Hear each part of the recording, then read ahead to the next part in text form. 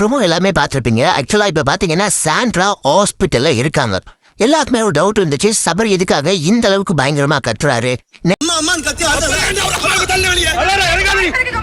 அது மட்டும் இல்ல, ஒரு அம்மாவையே வெளியே தள்ளியா அம்மா அம்மான்னு கத்துனே நேற்று பாத்தீங்களா அப்படின்னு சொல்லிட்டு கமுதன் கேட்க, ஏன்டா அப்படிப்பட்டவன் தான் இப்போ ஒரு அம்மாவையே வெளியே தள்ளுவானா அப்படின்ற மாதிரி சிறப்பா அடிக்கிற கேள்வி. உன்ன மாதிரி ஒரு ஈன பிறவி நான் என் வாழ்க்கையில பார்த்ததே இல்லை. உன்னை சேர்த்தான் அது மட்டும் இல்ல, திவ்யா அசிங்கமா பேசாத ஒரு ஆள். அவங்க சொன்ன வார்த்தைகள் என்ன தெரியுமா? ஓ நான் வெளியே தள்ளுங்கடா அப்படின்ற மாதிரி வந்துட்டு. அப்ப எந்த அளவுக்கு இந்த ரெண்டு எச்சங்களும் இந்த ரெண்டு பொறுக்கிங்களும் எப்படி நடந்துகிட்டு இருப்பாங்கன்றத கொஞ்சம் யோசிச்சு பாருங்க. அதை வந்துட்டு விக்ரம் கூட இவ்வளவு கத்திக்கிட்டு வரானா இதனால தானே வேமே வேணா வரான்னு சொல்லிட்டு விக்ரம் ரெண்டு கேவலமான வார்த்தைகளை விட்டுருக்காரு. ஒன்னு ஓன்ற வார்த்தையும் இன்னொன்னு பூன்ற வார்த்தையும்.